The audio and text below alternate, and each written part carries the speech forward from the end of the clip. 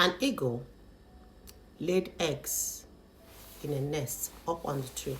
And when the time came for it to hatch those eggs, she hatched them.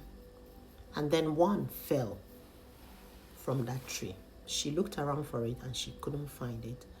And she took the rest of the hatched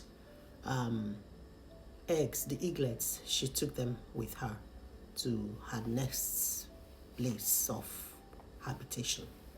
Now it so happened that this eaglet, when she fell, she landed amongst the little chicks that were hatched by a hen.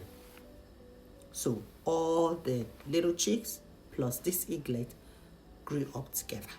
But as they were growing, there was something about this little chick, quote unquote, that made her to stand out among the rest of the little chicks. And people started pointing out to this little chick that it was different. And it also saw by itself that it was different from the rest of the little chicks. And each time she asked Mother Hen why she was different, Mother Hen assured her that she was one of them, that people are different and all that, just reassured her. She began to, pick little things, grains on the floor, little worms. That was what she fed on alongside the rest of the chicks. On this certain day, the eagle was flying by and saw these eaglets in the midst of the other chicks and identified her as her own. And she flew down and sat next to this little chick eaglet and told her that she was indeed hers. That was because that it was because she was not a little chick.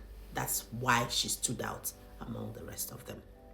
It took time for her to convince this little chick to flap her wings and see if she can fly, because the other little chicks cannot fly. But what made her unique was the fact that when she flaps her wings, she can fly.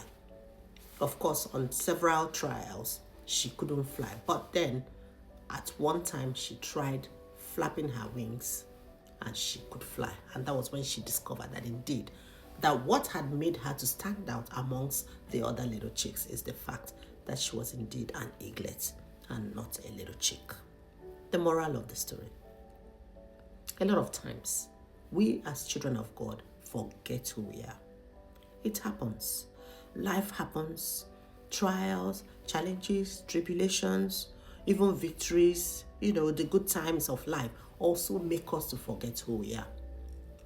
But there's a clarion call for us today as children of God to dust ourselves from wherever it is that we have fallen, to rise up and roar like the lion that we are, because we were birthed by the Lion of the tribe of Judah. Our Father is a lion.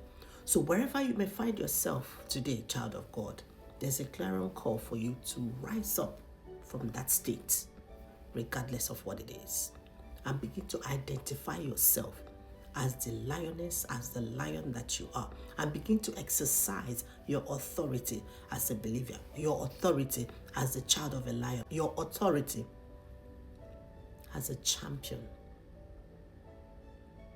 your authority as a God, because when he made us gods. He made us in his image. He breathed his breath into us, so we have the capacity to function as the Godhead. Wherever you are, child of God, regardless of what situation that is surrounding you right now, regardless of the circumstances that you find yourself in, how impossible it is looking for you right now, how dark it is, or how bright or how good things are, I urge you today, rise up from where you are and identify yourself and begin to act in the capacity of the king, of the lion, of the lioness that you are. Can you do it?